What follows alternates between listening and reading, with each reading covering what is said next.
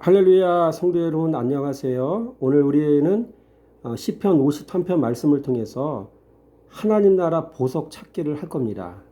자, 우리가 하나님 나라 보석 찾기에 앞서서 우리는 본문의 말씀을 통해 세 개의 핵심 문장을 먼저 찾아야 됩니다. 이 말씀 묵상하다 보니까 세 가지 핵심 문장이 있더라고요. 첫 번째 1절에 보니까 어리석은 자라고 이야기합니다. 그래서 어리석은 자가 어떤 삶을 살고 있는지 살펴야 될 것이고요. 또 그 다음에 보니까 여러분 2절이죠. 인생을 또 언급하고 있어요. 인생이 하나님 보실 때 인생이 어떤 모습인지를 살펴볼 거고요. 또 3절에 보니까 선을 행하는 자가 없다라고 얘기하잖아요. 선을 행하는 자. 그러니까 이런 이제 모습들을 보면서 하나님께 결국 어떤 인생을 기뻐하시는지를 우리가 살펴보도록 하겠습니다. 먼저 어리석은 자의 3대 특징이 있어요. 1절 말씀 읽어보겠습니다. 어리석은 자는 그의 마음에 이르기를 하나님이 없다 하도다. 그들은 부패하여 가증한 악을 행하며 선을 행하는 자도 없도다. 그렇죠. 그래서 이 어리석은 자는 세 가지 특징이 있어요. 첫 번째 입이 부정해요. 1절에 보니까 이르기를 하나님이 없다 하는도다 라고 이야기하죠. 입술이 이렇게 부정하다고요. 하나님을 인정하지 않아요. 두 번째로 마음이 부패합니다. 그래서 그들은 부패하며 라고 이야기하죠. 마음이 부패해요. 또 한 가지 행위가 악합니다. 그래서 보니까 가증한 악을 행하며 선을 행하는 자가 없도다 라고 이야기합니다. 자, 그러면 입술 부정하죠. 마음이 부패하죠. 행위가 악하죠. 저와 같이 말씀을 늘 묵상하면서 따라왔던 우리 성도님들이라고 한다면 이 세 가지 요소 중에서 어떤 것이 가장 먼저가 되는가를 알 수 있을 것입니다. 그럼 무엇이겠습니까? 마음이죠. 마음에서 모든 것이 시작이 되는 거예요. 마음이 부패하니 마음에서 품은 그 생각이 입술을 통해 나오는 것이고요. 그렇죠? 또 마음이 부패하니까 그 마음에 있는 것이 행위로 또 나타나는 겁니다. 그래서 모든 신앙의 출발점은 마음에 있어요. 그래서 모든 지킬 만한 것 중에 더욱 내 마음을 지키라. 생명의 근원이 이에서 남입니다. 라고 말씀하고 있죠. 누가복음 8절 말씀에도 보니까 예수님께서 씨 뿌리는 비유를 통해서 마음의 밭 상태가 굉장히 중요한 것을 말씀해 주셔요.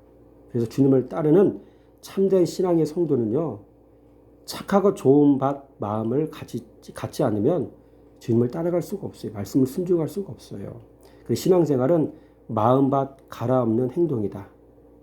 마음밭을 갈아엎는 행위다. 저는 그렇게 정의를 내리고 싶습니다. 그래서 여러분도 신앙생활하면서 여러분의 마음의 상태를 점검하시기 바랍니다. 길가밭인지 돌밭인지 가시밭인지 우리의 신앙의 현 주소가 확인이 되어야 우리는 여러분 신앙의 성장을 향해서 나아갈 수가 있어요. 여러분 마음밭 갈아엎으시기 바랍니다. 자, 또한 두 번째로 어리석은 자에게 임하는 7가지 비애가 또 있더라고요. 한번 살펴보겠습니다. 3절의 말씀 보니까 선을 행하는 자가 없으니 한 사람도 없도다 라고 이야기하고 있죠. 여러분 선을 행할 능력이 없어요. 어리석은 자는. 두 번째로 4절 말씀 보니까 그들이 떡 먹듯이 내 백성을 먹으면서 무슨 얘기입니까? 무지하여 죄를 행할 수밖에 없는 존재라는 것이죠. 그래서 죄를 지으면 자신의 인생이 비참해진다는 사실을 이 사람들은 꿈에도 몰라요. 이 사실을 모르니까 마음대로 죄 짓는 거예요. 이런 말씀을 정직하게 묵상하는 성도는요. 과거의 삶과는 다르게 이제는 더 이상 죄에 대해서 함부로 질 수가 없어요. 죄의 싹은 사망인 것을 너무나 분명하게 말씀을 통해 확인하기 때문에 그런 것이에요. 또 세 번째로 여러분 4절 말씀 보니까 하나님을 부르지 아니하는도다 라고 이야기하고 있죠. 이 사람들은요. 죄 짓고도 회개하지 않아요. 왜 그렇습니까? 악인을 압제하고 죽이면서도 전혀 죄의식을 느끼지 못하기 때문에 그런 것이죠. 그러니 이들은 회개할 수가 또 없는 거죠. 자, 네 번째로 5절 말씀 보니까 그들이 두려움 없는 곳에서 크게 두려워하였으니 무슨 뜻입니까? 이 사람들은 두려움 없는 곳에서 크게 두려워한다는 얘기인데, 여러분 창세기 4장에서 보니까 가인은 동생 아벨을 죽이고 평생을 두려움에 떨었어야 했어요. 창세기 4장 14절 말씀 보니까 가인이 말하길 무릇 나를 만나는 자마다 나를 죽이겠나이다. 이게 가인의 입에서 나온 얘기거든요.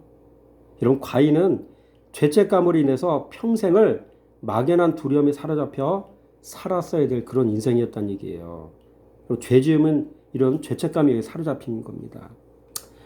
또 다섯 번째로 5절 말씀 보니까 너를 대항하여 진친 그들의 뼈를 하나님이 흩어 버리셨으므로 라고 이야기하죠. 무슨 얘기입니까? 이 사람들은요, 죽을 때도 곱게 죽지 못한다는 얘기예요. 하나님이 그들의 뼈를 흩으신다는 말은 하나님께서 그들을 철저하게 심판하신다는 말로, 이 당시 히브리인들은 죽어서 무덤에 묻히지 못하는 것은 하나님의 큰 저주로 생각을 했었다고 합니다. 그러니까 죄진 사람들은요, 곱게 죽을 수도 없어요. 그러니까 이런 사실만 알아도 우리는 죄에 대해서 우리는 두려워할 수밖에 없어요. 여러분 여섯 번째로 5절 말씀 보니까 하나님이 그들을 버리셨으므로 라고 기록하고 있어요. 여러분 이런 사람들은 여섯 번째로 하나님께 심판을 당할 수밖에 없다는 얘기예요.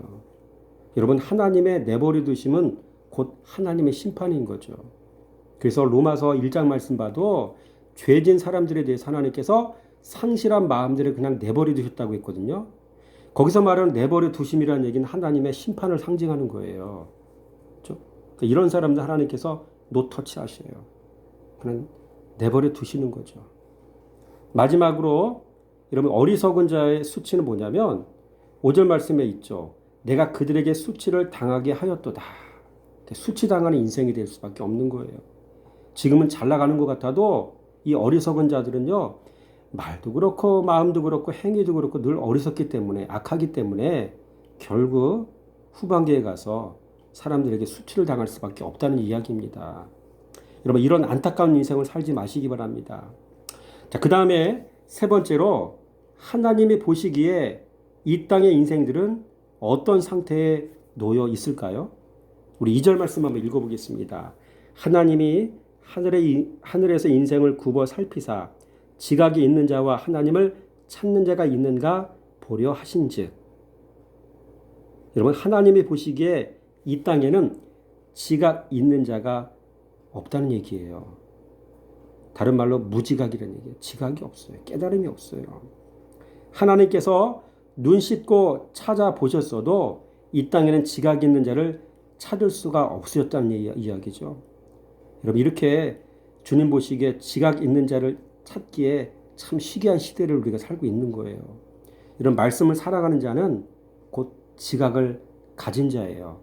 진리를 가진 자이기 때문에 그런 것이죠. 그래서 말씀을 묵상한다는 것이 그렇게 중요한 겁니다. 또 하나 하나님이 보시기에 이 땅에는 하나님을 찾는 자가 또 없다고 이야기하고 있어요. 무슨 얘기입니까? 진리에 대한 어두움이란 얘기예요. 여러분 사람은 돈을 찾으면 찾았지 하나님을 찾지를 않아요. 사람은 건강을 찾았지 하나님을 찾지를 않습니다. 이 시대의 사람은 표적을 구하기는 구하여도 진리를 구하지는 않는 시대예요. 또한 세 번째, 하나님이 보시기에 다 함께 한 가지로 치우쳐 더러운 자가 되었다라고 기록하고 있죠. 무슨 얘기입니까? 좌편향이죠. 좌편향. 한쪽으로 다 치우쳤는데 그 방향이 잘못됐다는 얘기예요. 3절 말씀 보니까 각기 물러가 함께 더러운 자가 되고 선을 행하는 자 없으니 한 사람도 없도다. 각기 물러가 함께 더러운 자가 되었다고 이야기하죠. 이게 좌편향이란 얘기예요. 여러분 우리가 말씀을 사랑하지 않으면 교회 안에 있다 할지라도 모두가 다 좌편향이에요. 진리의 편에서 말하는 것이 아니라 진리를 말하는 것이 아니라 진리로 살아가는 것이 아니라 진리가 아닌 세속의 방법으로 내 생각으로 죄악된 가치관으로 인생을 살고 말하고 여러분 그렇게 생각하고 있다는 것이에요. 자, 그렇다면 네 번째로 하나님이 그토록 애타게 찾으시는 사람은 어떤 사람일까요? 1절 말씀에 힌트가 나옵니다. 선을 행하는 자가 없도다. 또 3절에 똑같은 말 나오죠. 선을 행하는 자 없으니. 여러분, 하나님은 선을 행하는 자를 애타게 지금 찾고 계십니다. 하나님의 관심은 오직 선을 행하는 자, 여러분 선을 행하는 자에게 향해 있다는 사실을 여러분 기억하시기 바랍니다. 예나 지금이나 하나님은 선을 행하는 자를 애타게 찾고 계십니다. 자, 그렇다면 본문에서 말하는 선이란 무엇일까요? 제가 히브리어 원어를 좀 찾아봤어요. 이 선이라는 말은 히브리어로 토브입니다. 이 토브라는 말은 좋은, 아름다운 이런 뜻이 있어요. 그렇다면 하나님 보시기에 아름다운 일은 무엇일까요? 여러분, 하나님은 성도의 말씀 사랑과 말씀 순종하는 일을 가장 아름다운 일로 보시는 분이십니다. 그래서 시편 1편에서도 복 있는 사람은 여호와의 율법을 주야로 묵상하는 자라고 기록하고 있죠. 또 여호수아서 1장 말씀 봐도 율법책을 주야로 묵상하고 그 안에 기록된 대로 지켜 행하라라고 주님께서 여호수아에게 말씀하셨죠. 이런 걸 보더라도 여러분, 하나님께서 원하시는, 하나님께 인정하시는 선이란 말씀 자랑과 말씀 순종인 것을 우리가 알 수가 있는 것이죠. 바라기 원하는 것, 우리 믿음의 성도님들 말씀 사랑하시기 바랍니다. 말씀 순종하시기 바랍니다.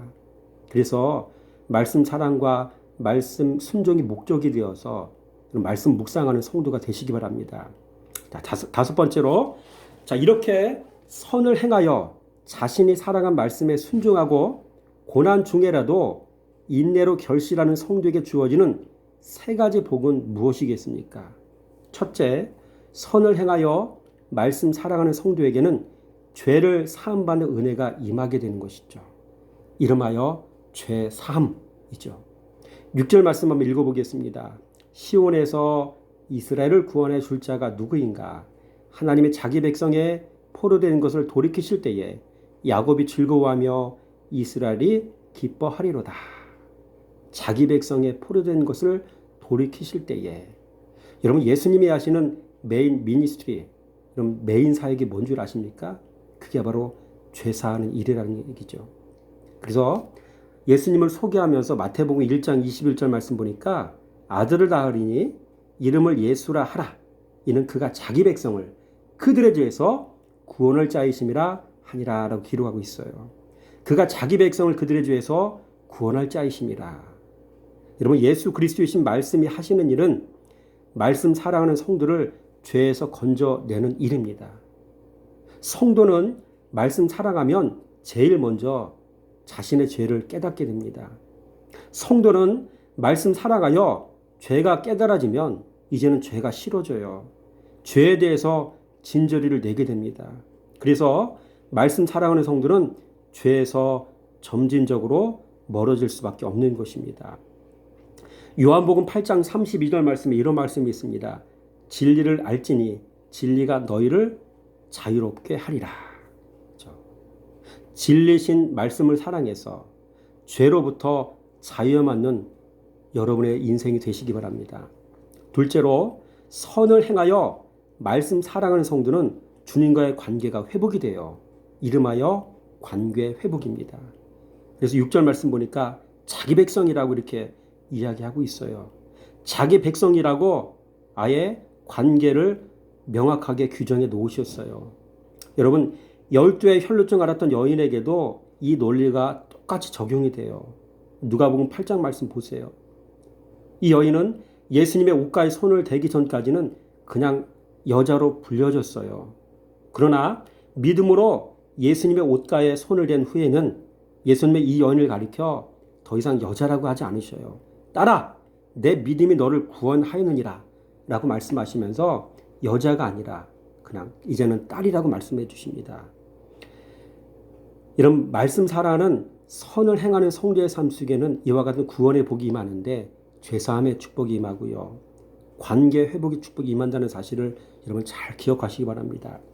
마지막으로, 선을 행하여 말씀 사랑하는 성도는 주님과 영원한 안식에 들어갑니다. 이름하여 안식이라고 저는 이야기하고 싶습니다. 6절 말씀 보세요. 야곱이 즐거워하며 이스라엘이 기뻐하리로다. 여러분, 선을 행하여 말씀 사랑했을 뿐인데 의인에게 이런 축복이 주어진 것입니다. 진리를 사랑했을 뿐인데 이런 축복이 주어진 것입니다. 여러분, 이 세 가지 요소를 가리켜 오늘 본문을 기록한 시편 기자는 구원이라고 부르고 있습니다. 여러분, 구원이란 무엇이겠습니까? 죄사함 받고 주님과 관계가 회복되어 참된 안식에 들어가는 일, 이것이 바로 구원인 것입니다. 그래서 이 구원에는 세 가지 요소가 반드시 들어가 있어야 돼요. 첫째, 죄사함. 둘째, 관계 회복. 셋째, 주님과의 온전한 관계에서 이루어지는 안식. 그래서 죄사함과 관계, 안식. 여러분, 이 중에 하나라도 빠지면 구원이 아닌 거예요. 저는 오늘 본문의 말씀 묵상하면 이 세 가지, 이 중요한 사실을 깨달았어요. 구원이란 죄사함과 관계와 안식. 이 세 가지 요소가 들어간다는 사실. 반드시 이 세 가지가 있어야 된다는 사실을 깨달았습니다. 여러분의 삶 속에 여러분 이 세 가지 은혜가 있어지길 원합니다. 그래서 오늘 주시는 말씀처럼 여러분 어리석은 자가 되지 말고 여러분 그냥 평범하게 사는 인생이 되지 마시고요. 선을 행하는 자가 되시기 바랍니다. 선을 행하는 자가 어떤 사람입니까? 말씀을 사랑하는 자. 내가 사랑하는 말씀에 온전히 순종한 자 되는 것입니다. 이게 바로 주님께서 기뻐하시는 선을 행하는 자의 모습인 것입니다. 오늘 말씀드렸던 우리 모든 믿음의 성도의 삶 속에 이와 같은 주님께서 기뻐하시는 선을 행하는 일들이 있어지길 주님의 이름으로 축원함을 드립니다.